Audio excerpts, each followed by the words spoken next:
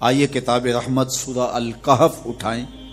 اللہ تعالیٰ نے ایک واقعہ بیان کیا ہے حضرت موسیٰ اور حضرت خضر علیہ السلام کا، کہ حضرت موسیٰ علیہ السلام عزم مصمم کر کے جب چلے تو اللہ فرماتا ہے کہ ہم نے حضرت موسیٰ علیہ السلام کو جس بندے کی نشانی بتائی تھی وہ بندہ ان کو وہاں مل گیا۔ سفید چادر اوڑے حضرت خضر علیہ السلام وہاں لیٹے ہوئے تھے، تو یہ جا کے ان کے پاس کھڑے ہو گئے کہ حضرت میں آپ کی خدمت میں اس لیے آیا ہوں کہ اللہ نے آپ کو جو خصوصی علم عطا کیے ہیں میں ان کو سیکھنے کی غرض سے آپ کی چوکھٹ پہ آیا ہوں۔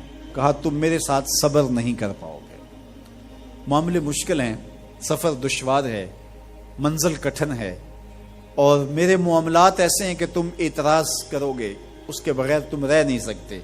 حضرت موسیٰ علیہ السلام نے کہا اگر اللہ نے چاہا تو آپ دیکھیں گے میں صبر کروں گا اور آپ کے کسی حکم کی کسی کام کی میں نافرمانی نہیں کروں گا، کسی کام کا انکار نہیں کروں گا۔ کہا کہ اچھا شرط یہ ہے کہ جو میں کروں اس پر تم اعتراض نہیں کرو گے، سوال نہیں کرو گے، یہاں تک کہ میں خود ہی نہ بتاؤں۔ تو کہا کہ یہ شرط ٹھہری، میں کوئی بات نہیں کروں گا۔ فانطلقا، دونوں چل پڑے، دریا کے پار جانا تھا۔ جو کشتی کا مالک تھا، کشتی بان تھا، وہ حضرت خضر علیہ السلام کو جانتا تھا تو اس نے کرایہ بھی نہیں لیا، لیکن جب کشتی پر سوار ہوئے تو عصا مار کے حضرت خضر علیہ السلام نے کشتی کا ایک پھٹا توڑ دیا۔ تو بے ساختہ حضرت موسیٰ علیہ السلام نے کہا آپ نے پھٹا توڑ دیا، یہ سارے ڈوب جائیں؟ کہا میں نے کہا تھا نا تم میرے کاموں پہ صبر نہیں کر پاؤ گے۔ تو حضرت موسیٰ کو یاد آیا، کہا میں بھول گیا تھا، اس پر مواخذہ نہ کیجیے۔ پھر دونوں چل پڑے، بچے کھیل رہے تھے، ایک خوبصورت لڑکا وہ بھی بچوں میں کھیل رہا تھا۔ حضرت خضر آگے بڑھے اور اس کی گردن مروڑ دی، اس کو قتل کر دیا۔ صاحب شریعت تھے حضرت موسیٰ علیہ السلام، نہ رہ سکے، پھر بول پڑے ایک جان کو بغیر کسی جان کے بدلے میں قتل کر دیا، اس نے گوایا کیا تھا ہمارا؟ آپ نے بہت ہی جو ہے وہ غلط کام کیا، یہ کام اچھا نہیں کیا آپ نے۔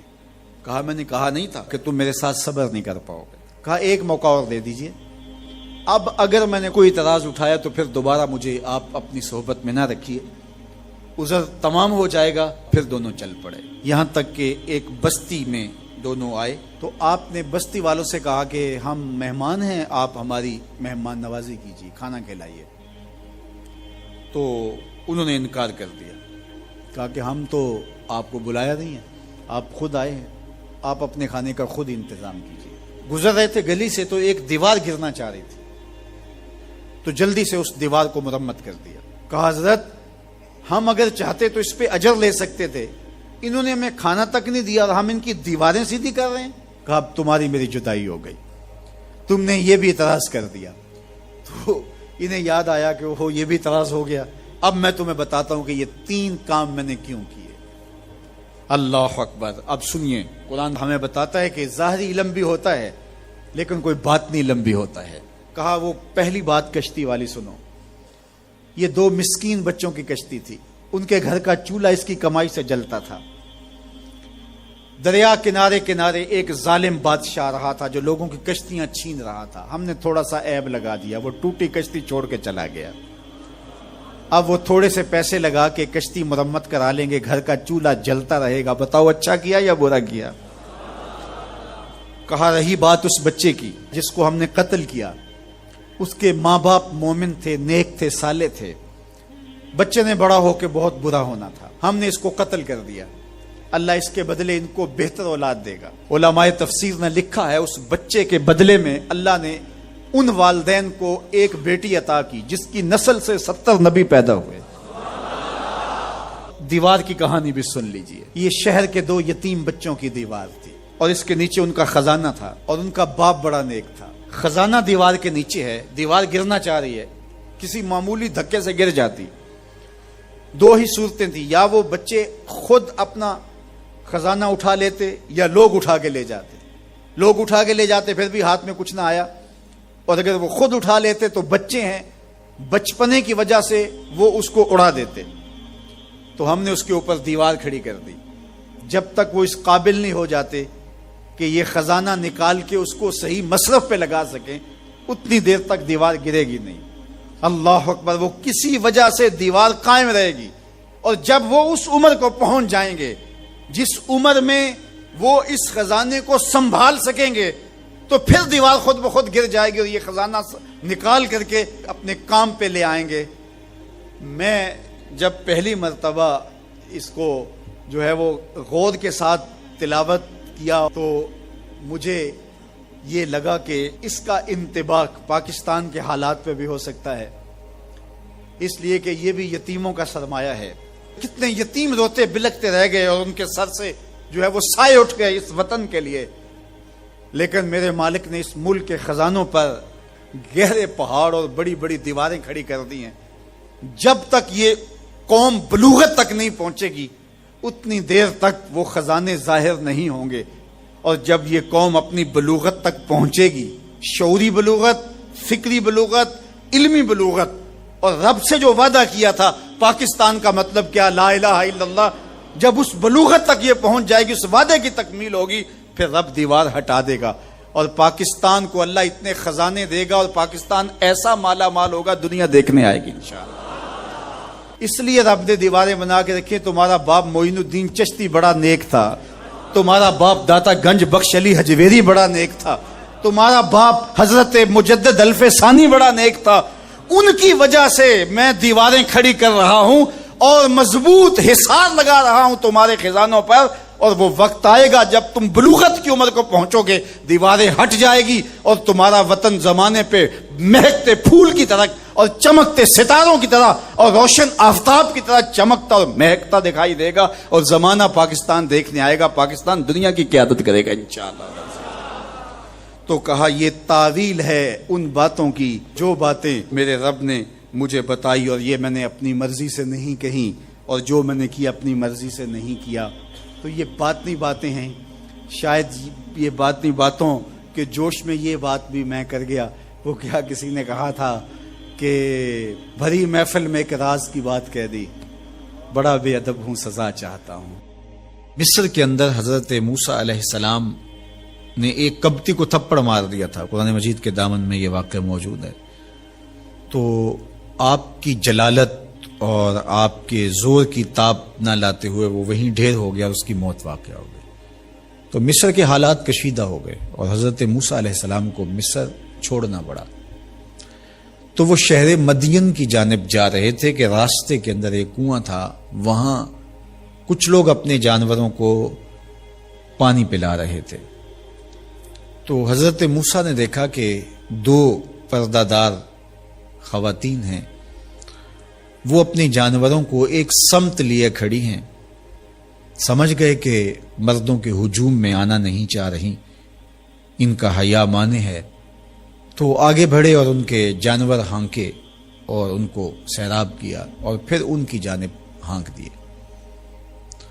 وہ واپس گئیں اور اپنے والد بزرگوار سے کہا کہ ایک سال نوجوان جس کی آنکھوں میں شرم و حیا تھا، اس نے ہمارے ساتھ یہ مہربانی کی۔ تو ان کے والد گرامی نے کہا کہ جاؤ اس کو بلا کے لاؤ۔ قرآن مجید میں اس کا ذکر کیا گیا، فجاءتہ احداہما تمشی علی استحیاء، ان میں سے ایک خاتون حیا میں سمٹی ہوئی حاضر ہوئی۔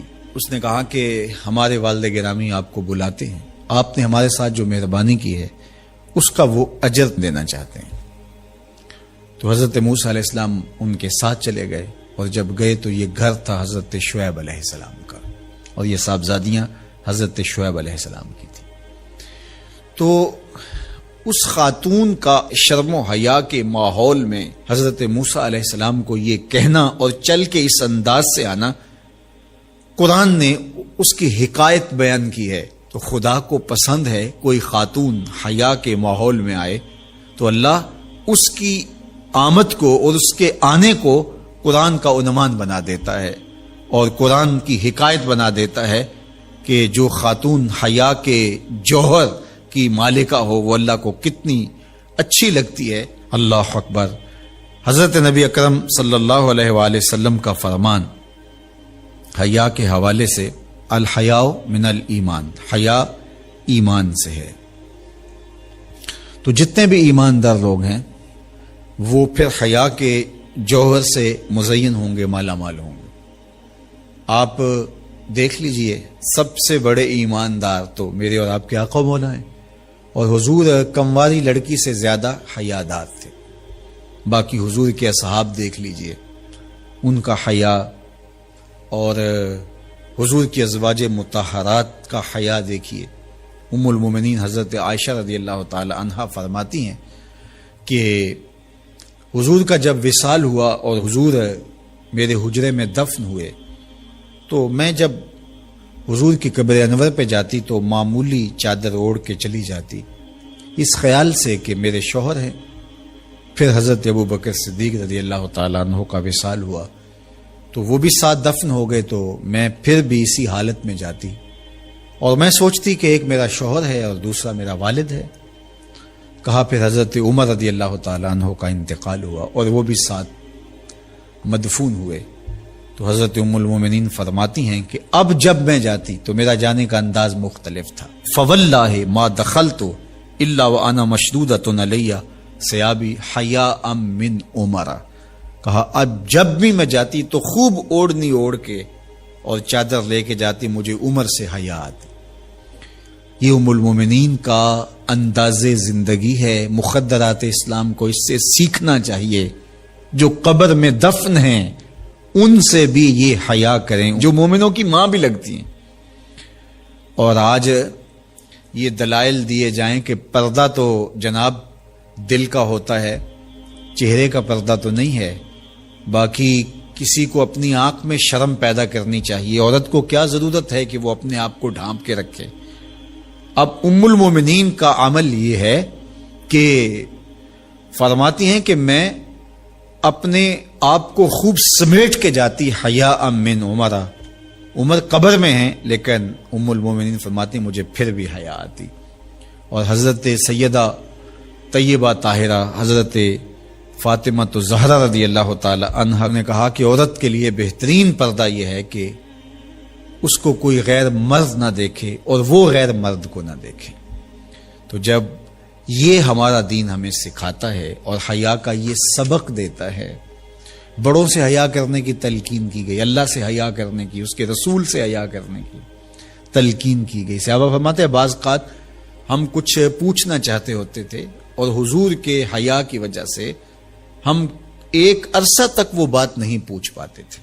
آج دادا کے سامنے بچے جس طرح بات کرتے ہیں اور جس طرح بچوں سے حیا کا جوہر ختم ہو گیا ہے اور اس کو وہ تہذیب نو کا کرشمہ سمجھتے ہیں اور جدید دور کی کرامت سمجھتے ہیں، یہ دور جدید کی کرامت نہیں ہے، یہ جاہلیت ہے۔ سامنے موجود ہے کہ جب فرعون نے ایک خواب دیکھا تھا اور پھر معبرین کو بلا کر کے کہا کہ میں نے ایک خواب دیکھا ہے، اس کی مجھے تعبیر بتاؤ، بڑا پریشان کن خواب ہے۔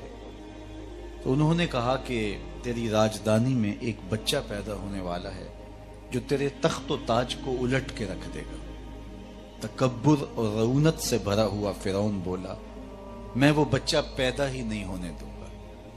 70,000 بچے قتل کروا دیے، 90,000 حمل گروائے۔ جب نسل ختم ہونے لگی تو لوگوں نے کہا اس طرح تو نسل ہی ختم ہو جائے گی، تو کہا چلو 1 سال بچے چھوڑ دو، 1 سال بچے قتل کیے جائیں۔ جس سال بچے قتل کروائے جاتے تھے اس سال حضرت موسیٰ علیہ السلام کی ولادت ہوئی، اور جس سال بچے چھوڑے جاتے تھے اس سال حضرت ہارون علیہ السلام پیدا ہوئے۔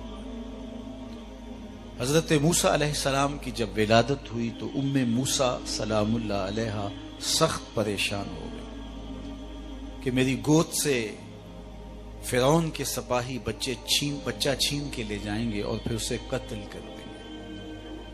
یہ تڑپتی ہوئی ماں کی ممتا کی بے قراری، اللہ اکبر۔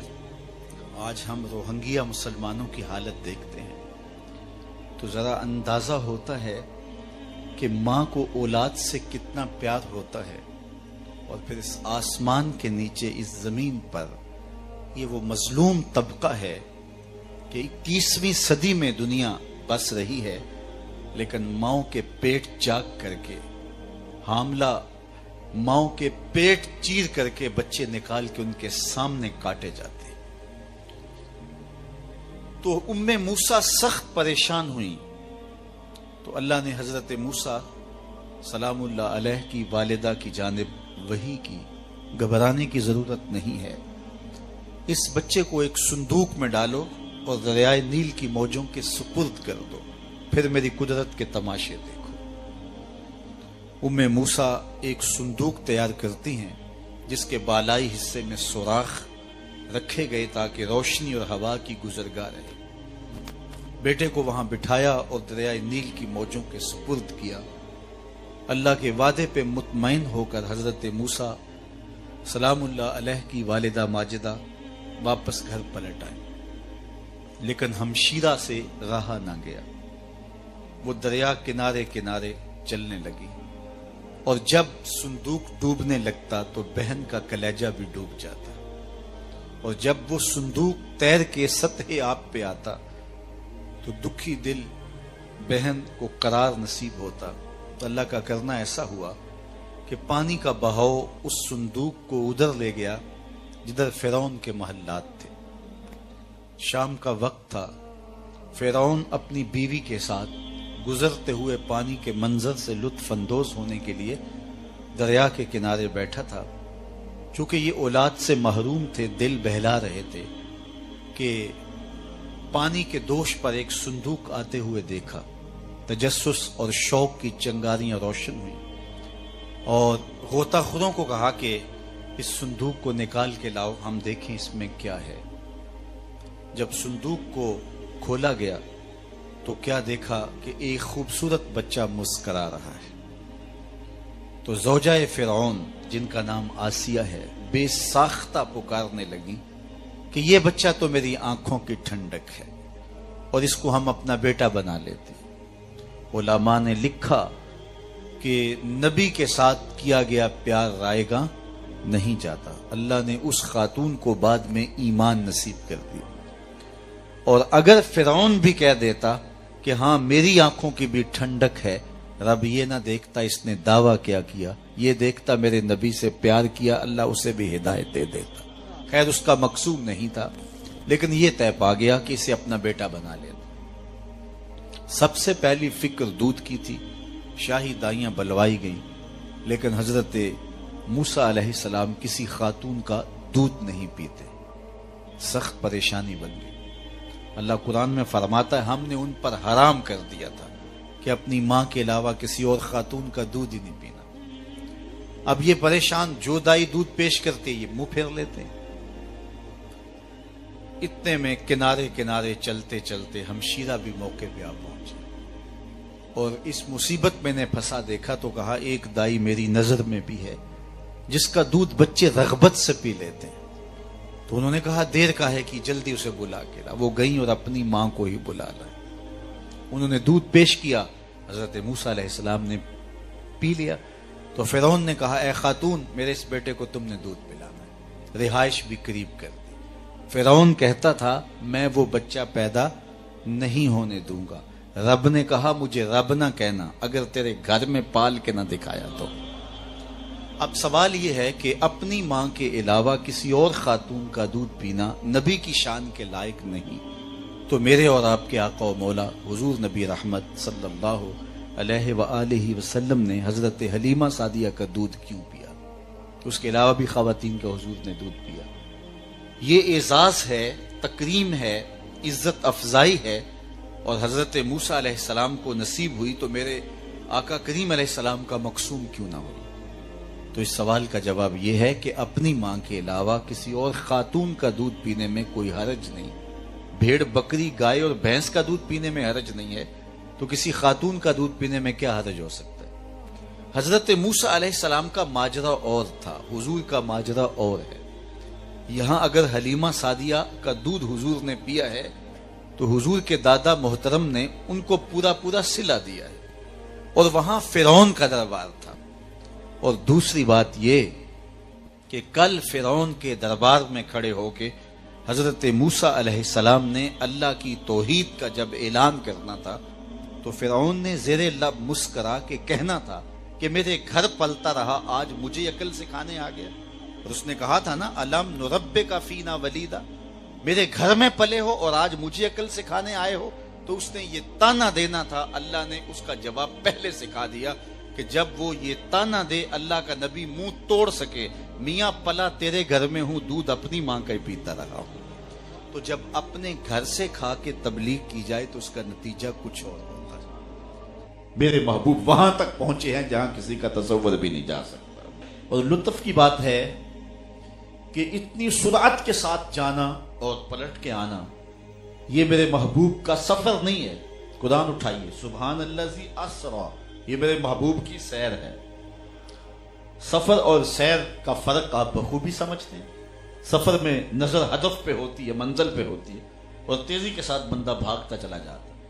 اور جو سیر ہے وہ تمہل کے ساتھ ہوتی ہے. راستے میں پھول کھلا ہو تو پھر بھی رک جاتا ہے, راستے میں چشمہ بہ رہا ہو تو پھر بھی ٹھہر جاتا ہے. سرمئی بادلوں کی کتاروں کا منظر قدم روک لیتا ہے کہ نہیں روکتا. سیر میں جگہ جگہ جو ہے وہ قدم رکتے ہیں, اور انسان اتنی سرعت کے ساتھ سیر نہیں کرتا. سفر سری ہوتا ہے, سیر اس سے سرعت میں کم ہوتی ہے. اتنی سرعت کے ساتھ گئے اور واپس پلٹ بھی آئے.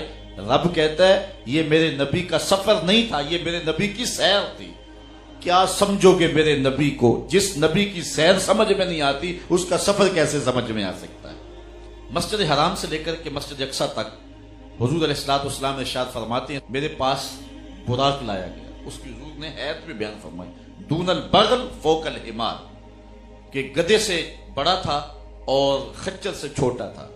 اور حضور نے اس کی رفتار کی کیفیت بھی بیان کرتے ہوئے ارشاد فرمایا جہاں اس کی نظر جاتی تھی وہاں اس کا قدم جاتا.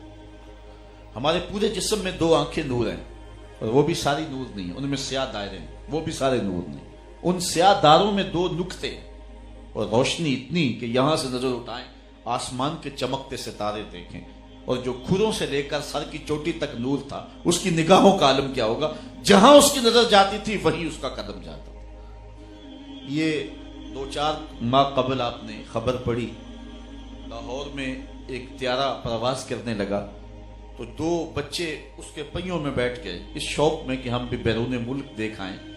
لیکن ابھی وہ نچلی پرواز میں تھا کہ ہوا کی مزاحمت اتنی ہوئی کہ وہ اس مزاحمت کو برداشت نہ کر سکے اور گر پڑے اور ان کی موت واقع ہو. یہ اخبارات میں آپ نے دیکھا, ٹیلی ویژن پہ آپ نے دیکھا. تو 200 کلومیٹر فی گھنٹے کی رفتار سے نچلی پرواز میں جہاز جا رہا تھا تو اس کی مزاحمت ان سے نہ ہو سکی. اور اگر وہ 1000 کلومیٹر فی گھنٹے کی رفتار سے جائے تو پرخچے اڑ جائیں. اگر اس کی کوئی پشت پہ بیٹھے تو اس کی ننگی پشت پہ بیٹھا نہیں جا سکتا. اس کے جسم کے ٹکڑے ہو جائیں, آگ لگ جائے جسم کو. اور لاکھوں کلومیٹر فی سیکنڈ کی رفتار سے جانے والے براق کی ننگی پشت پہ بیٹھنے والے شاہ سوار کی عظمت کو سلام کرنے کو جی نہیں چاہ رہا. اور انسان سرعت کے ساتھ جا رہا ہو, راستے میں قریبی عزیز بھی کھڑا ہو تو پہچان نہیں پاتا. یار میں تیزی میں تھا, جلدی میں تھا, میں تجھے پہچان نہیں سکا, ہیولا سا نظر آیا. لیکن اتنی رفتار سے جا رہے ہیں, پہچان کا عالم کیا ہے؟ مررت بقبر موسیٰ فائزہ ہوا قائم یصلی فی قبرہ, میں حضرت موسیٰ کی قبر کے قریب سے گزرا, میں نے دیکھا کہ وہ قبر میں کھڑے ہو کے نماز پڑھ رہے تھے. اور حضرت موسیٰ علیہ السلام یہاں ہیں, حضور علیہ السلام مسجد اقصی میں پہنچے تو حضرت موسیٰ وہاں موجود تھے. تو کیا حضرت موسیٰ حضور سے سری و رفتار ہیں؟ قطعاً نہیں. تو پھر پہلے کیسے پہنچ گئے؟ پہلے اس لیے پہنچے کہ حضور اپنی رفتار سے تو جا ہی نہیں رہے, حضور تو جا رہے ہیں براق کی رفتار سے. اور حضرت موسیٰ علیہ السلام گئے ہیں نبوت کی رفتار سے. براق جتنا مرضی سری کیوں نہ ہو وہ نبوت کی طاقت سے آگے تو نہیں ہو سکتا, اس لیے حضرت موسیٰ پہلے پہنچ گئے. یہ پہلا مرحلہ مکمل ہوا سیر جو ہے وہ عرضی کا. مسجد اقصی میں نبیوں کی امامت ہے اور وہ بھی ایک عنوان ہے, لیکن میں ابھی سیر کے حوالے سے بات کروں. وہاں سے دوسرا مرحلہ پہلے آسمان تک, یہ نور کی ایک سیڑھی تھی جس پہ حضور تشریف فرما, اور یہ براق سے بھی سری و رفتار تھی. اس کے بعد پہلے آسمان سے لے کر 7ویں آسمان تک حضور فرشتوں کے پروں پہ گئے. یہ براق سے بھی اور سیڑھی سے بھی سری و رفتار حضور کا جانا تھا. 7ویں آسمان سے سدرہ تک جبریل امین کے پروں پہ گئے, اور یہ فرشتوں کی رفتار سے بھی تیز رفتار تھی. یہ 4 مرحلے مکمل ہوئے. سدرہ پہ جبریل نے عرض کی لو دنوت خطوۃ لا ترکت, اگر میں ایک قدم بھی آگے بڑھوں تو جل کے راکھ ہو کوئی فلک تے رہ یار گیا کوئی جا سدرا تے ہار گیا ایک کالیاں زلفاں والا سی جڑا عرش تو بھی لنگ پار گیا وہاں رکے پھر ایک سبز نوری تخت آیا جس کا نام رف رف بتلایا جا حضور اس کے اوپر تشریف فرما ہوئے اللہ اکبر پھر ایک وقت آیا کہ رف رف کی بھی منتہائے پرواز آ گئی اب حضور علیہ الصلوۃ والسلام رک گئے جلال و حیبت کا سامنا تھا جمال و رحمت ابھارتے تھے اب تھے نا رب کے حضور جا رہے آواز آئی ادنو منی یا احمد پیارے رک کیوں گئے ہو آگے آؤ پھر ایک قدم اٹھا مسجد حرام سے لے کر مسجد اقصی تک براق پہ مسجد اقصی سے پہلے آسمان تک نور کی سیڑھی معراج پہ پہلے آسمان سے ساتویں آسمان تک فرشتوں کے پروں پہ ساتویں آسمان سے سدرۃ تک جبریل امین کے پروں پہ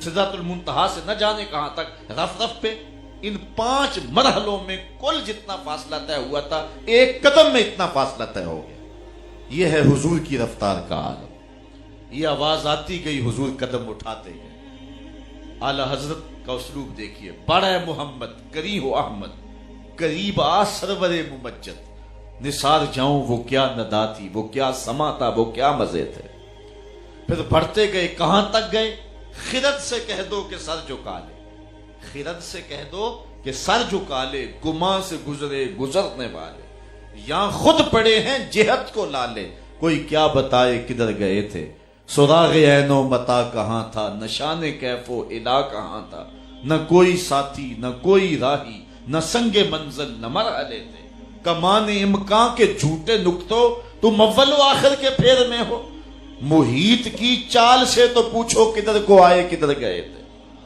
تو اللہ تعالیٰ نے اپنے محبوب سے اس خاص شب میں کلام فرمایا محبوب کی جھولی میں بہت کچھ ڈالا علامہ ملا جیون فرماتے ہیں 70,000 اسرار 70,000 رموز 70,000 حکایت اور 70,000 احکام حضور کی جھولی میں ڈال دیے 50 نمازوں کا تحفہ دیا اور پھر اللہ تعالیٰ جل شانہ نے 50 سے نمازیں تو 5 کر دی لیکن ثواب جو ہے وہ کم نہیں کیا من جاء بالحسنۃ فلہ عشر امثالھا جو ایک نیکی کرے گا 10 کا ثواب دیں گے پڑھو گے تم 5 ثواب 50 کا عطا فرمائیں کیونکہ اس کی باتیں بدلا نہیں کرتی ہیں اب یہ نماز ہے جو معراج کا خاص تحفہ مصطفیٰ کریم امت کے لیے لے کر کے آئے ہیں اور یہ ابدیت کا بندے سے اظہار ہوگا میں کہتا ہوں جو نماز نہیں پڑھتا وہ کیسا عاشق رسول ہے عاشق رسول ہو اور حضور کی آنکھوں کو ٹھنڈک نہ پہنچائے یہ کیسے ہو سکتا ہے 5 گانا نماز شعار زندگی بنا لے